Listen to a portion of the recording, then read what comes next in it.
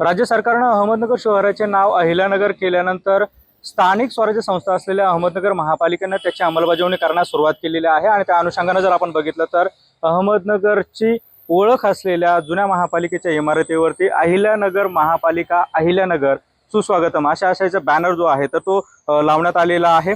अहमदनगरच्या नामांतराचे राजपत्र प्रसिद्ध झाल्यानंतर महापालिका आयुक्त यशवंत डांगे यांनी महापालिका इमारतीच्या कार्यालयावरील नामफलक असतील, दस्तावेज असेल किंवा संकेतस्थळ असेल यासह इतर जे दस्तावेज आहेत त्यामध्ये बदल करण्याचे आदेश मनपातील विभाग प्रमुखांना जे आहेत ते दिलेले होते। आणि या आदेशाची तात्काळ अंमलबजावणी करण्याची सुरुवात जी आहे तर ती झाल्याचं एकंदरीत या निमित्तानं पाहायला मिळतं आहे। खरं तर अहिल्यानगर नावासंदर्भामध्ये दोन मतप्रवाह आहे।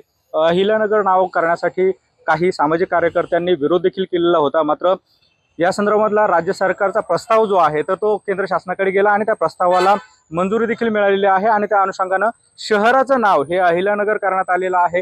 पुढे प्रशासकीय प्रक्रिया जी आहे तर ती पार पडल्यानंतर जिल्ह्याचं देखील नाव जे आहे तर ते अहिल्यानगर होणार आहे। मात्र पहिल्यांदा जर आपण बघितलं तर स्थानिक स्वराज्य संस्थांपैकी महापालिकेनं या आदेशाची अंमलबजावणी करण्यास सुरुवात केलेली आहे। आणि त्या अनुषंगाने या ठिकाणी बघितलं तर अहिल्यानगर असं नामकरण जे आहे तर ते जुन्या महापालिकेच्या इमारतीला करण्यात आलेलं आहे।